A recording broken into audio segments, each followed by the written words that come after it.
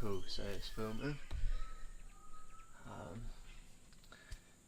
So TJ, we are doing a testimonial video now. First question is, why did you decide to come and do a plant dieta with ayahuasca?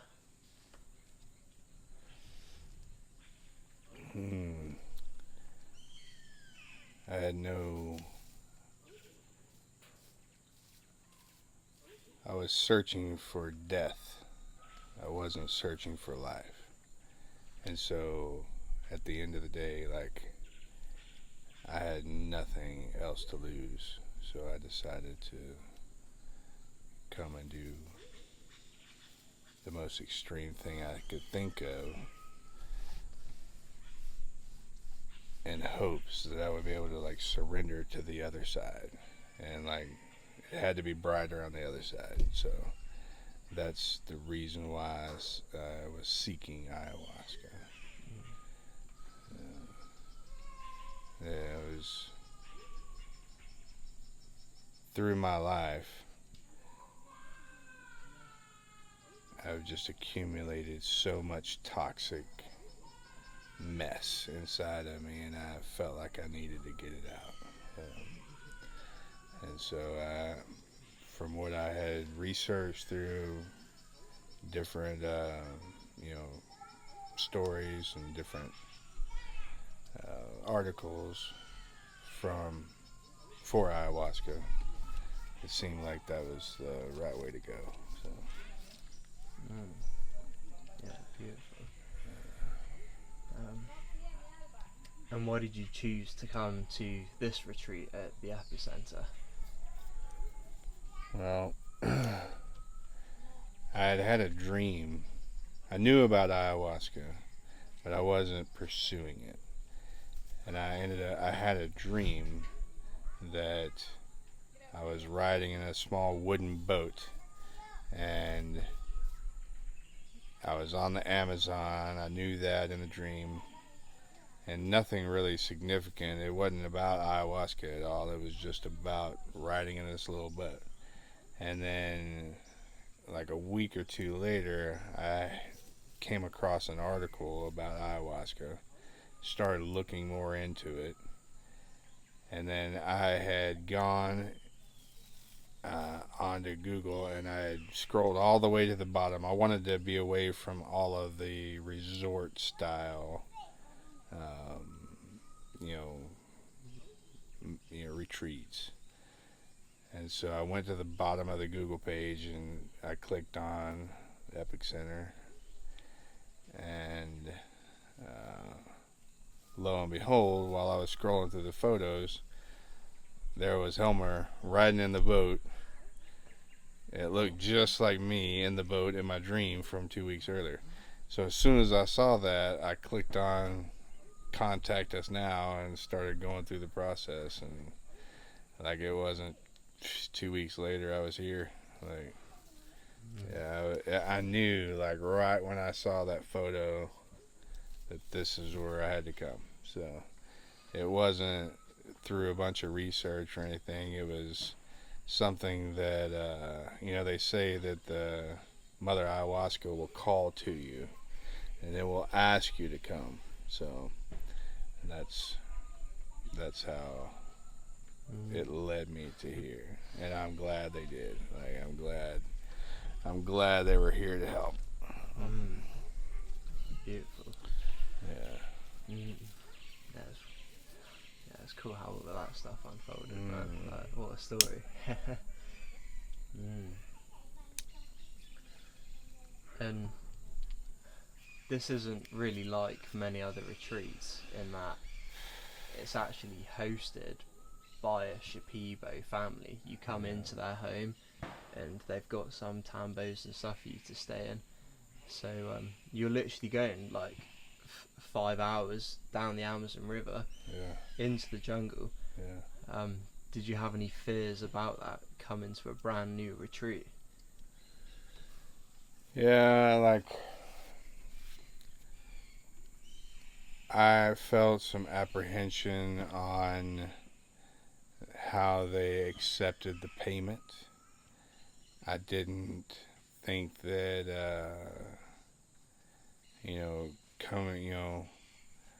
I didn't think anybody should be traveling with that much money, handing it over to a stranger before I get to the retreat and expecting to make it to the retreat alive, basically. Like I didn't know what to think about.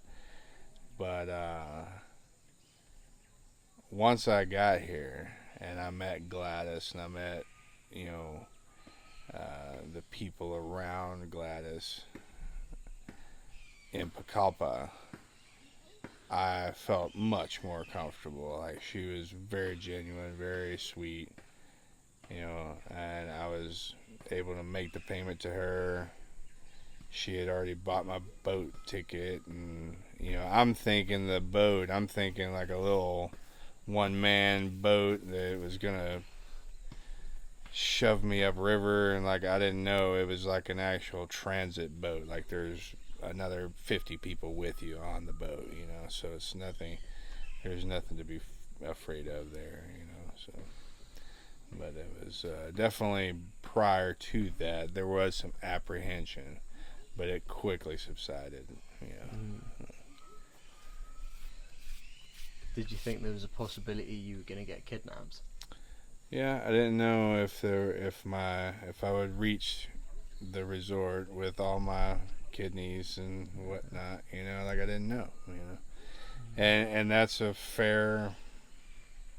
We're in today's Western society. You just don't travel to third world type countries with piles of cash and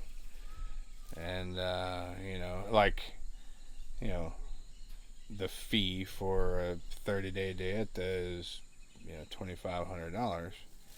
Well, that's not a massive amount to us, but to them, that could feed their village for a month, so, or more, So that's worth stealing, But they are putting processes in place, and they are working on getting electronic payments and stuff like that. So it's not, I would not, and they do have processes to ensure your safety, even though you might not see it, And so I feel 100% safe. Like, I would do it again in a heartbeat. Mm-hmm. I would recommend females to do it. I would recommend, any type of person to just come down and the medicine is calling you. If it wasn't calling you, you wouldn't be here. You wouldn't be on the boat. You wouldn't be doing what you're doing. So trust the process. Trust the medicine. Come on down and be a part of something that is absolutely phenomenal. It'll change your life.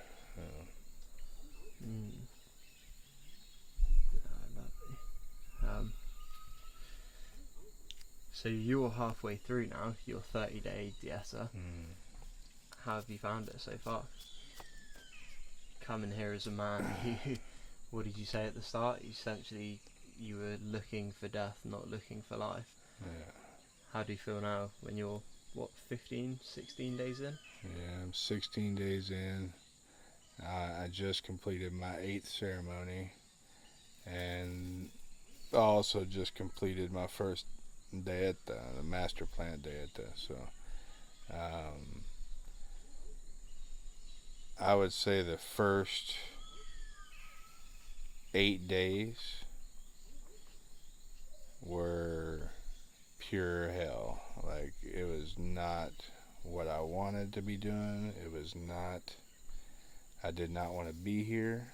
I did not like it immediately. Like, from day one, they throw you straight into ceremony, and that's by design. Like, you're not supposed to be thinking about it. You're supposed to be doing it, right? And so, day one, straight into ceremony, pure hell, and like all the demons and all of the the things that you battle on your daily basis, toxins, the old stuff from 30 years ago, whatever, it all starts brewing on day one. And then you start finding day 2 and day 3 and day 4, you start finding these, subjects to deal with on the next ceremony, and it was hard. But I switched. Like once I surrendered and gave up the pride and the ego, once I was able to give all that away, it became such a beautiful journey. Like each night now, I go into the ceremonies looking forward to seeing what the next adventure is going to be for the night, and so now I'm in a really good place. Like I'm very calm and comfortable. I want to live. Like I want to see what the next 45 years looks like, I think that it's a beautiful thing. Like it was damn sure worth taking the risk, taking the jump. So, yeah, I'm happy. Beautiful.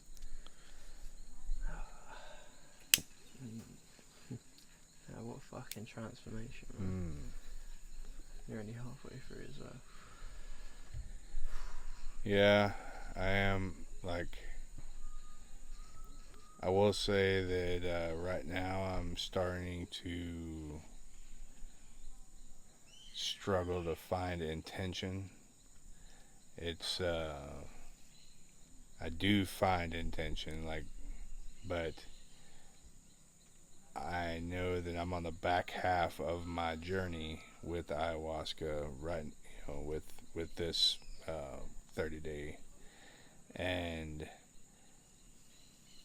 you could easily just spit out some intention and just be like, just go with it, But it's almost like, I don't want to waste them. I want to make the intentions purposeful. I want them to be something that is going to be a guiding, like a guiding light moving forward. And I think I've dealt with the past, and now I want to open up my potential for the future, and that's something that if you've never done before can be pretty daunting. Like it's a difficult task to sit down and actually be with yourself and like, what does my future look like? How am I going to shape it instead of letting it be shaped? From childhood, you're shaped. You have your parents, you have your schools, you have society. You've been shaped, and now here I am, a man. It's my turn to shape what my future looks like. And I don't want to waste any of the ceremonies by doing a silly intention, like a lost intention. So, yeah. Lovely, man.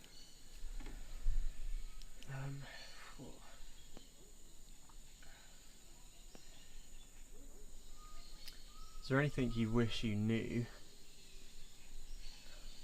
before you got here?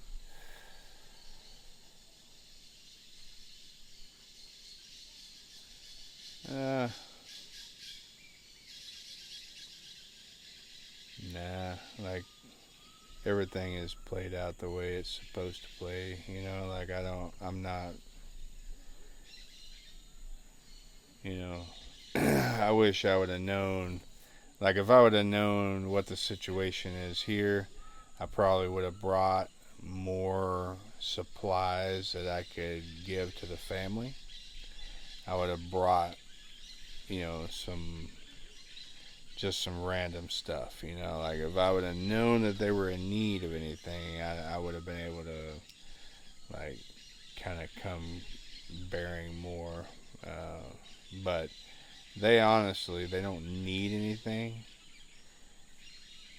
and everything that you think you need, you really don't. You know, like it's all luxuries that we've been surrounded with. You know, but I think the website gives you everything you really need. You know, and just use your head. You are going into the Amazon, so bring a raincoat, bring plenty of bug spray or whatever it is you want. You know, I literally showed up. I've got 2 pairs of shorts. I've got 2 shirts, a raincoat, and a toothbrush. That is literally what I showed up with in my backpack. And I've done just fine. Like, I have no need for anything else. You know, they provide everything, your bedding and all that good stuff. So, the service, the family, it's really not even service. It's like just the family looking out for you. Like, they just take care of you. And don't come here expecting it to be a vacation. It's not a vacation. This is work. It's probably some of the most difficult and rewarding work you'll ever do for yourself. And so, nah, I would say in this situation, more is less. You know, like, you would be better off just leaving all your gadgets and stuff at home. You know. So. So at this retreat, there isn't anyone here permanently who speaks English. It's the family speaks Shipibo and Spanish. So fortunately, you were here with other guests who spoke English. But how have you found communicating with the family and communicating your needs and just trusting them? Well, trust is pretty much immediate. Like, as soon as you meet the family, they're all gonna come out and pour out, and they'll all be smiling and laughing, and you can pretty much feel it immediately that they want you here and that they are going to take care of you. So, the language barrier is kind of a double-edged sword. So, the more people around you that speak your language, I feel the more distracted you are from the task at hand. You're not here to make friends. You're not here to,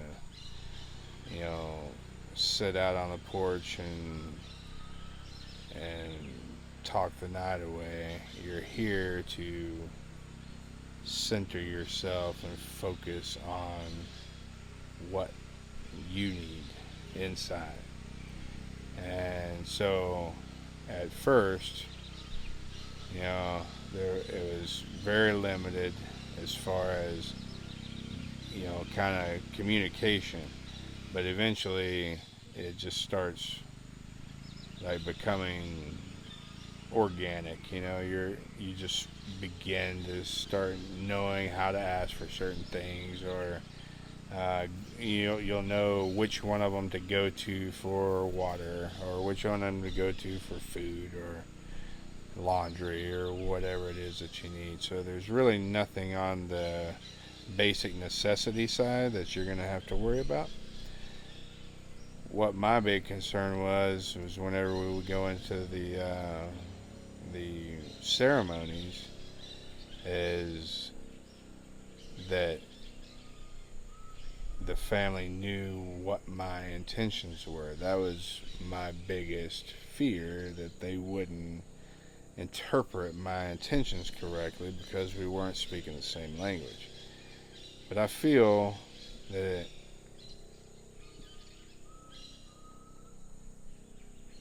when you say your intentions out loud, I think it crosses any of the language barriers that we may have. Like, I feel like the medicine is what hears your intention. And for you to physically say it out loud is the most important thing that we do here. So that you are holding yourself accountable. You are the one that is dealing with the medicine. And the, like Ma and Linda and the facilitators, they are just guiding that process and basically introducing you to the medicine. And so I feel like, I'll put it this way, with the medicine, I have yet to not receive what I'm asking for. It may not be in the way that you want it. It may not be the what you have in your head, but you get what you're looking for. You know, that's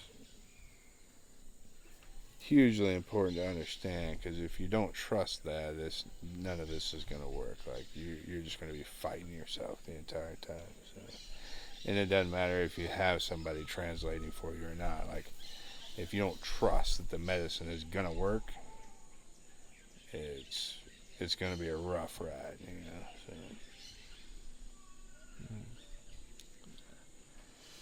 Yeah, I feel that,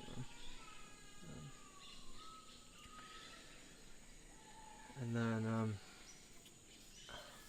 is there anyone you would recommend to come here? And is there anyone you would recommend not to come here?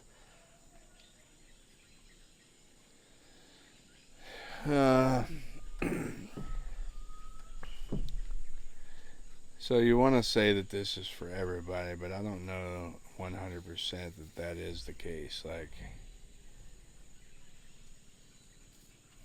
you have to be,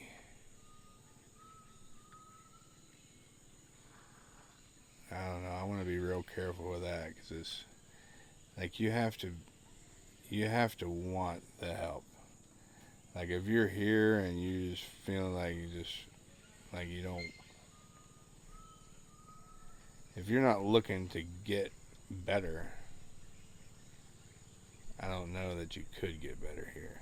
You know, like I think that you have to desire, somewhere inside there has to be a flame that's like, okay, this is last straw, whatever it is. I might be on the doorstep of death, but I want to live, and that's why I'm here, you know.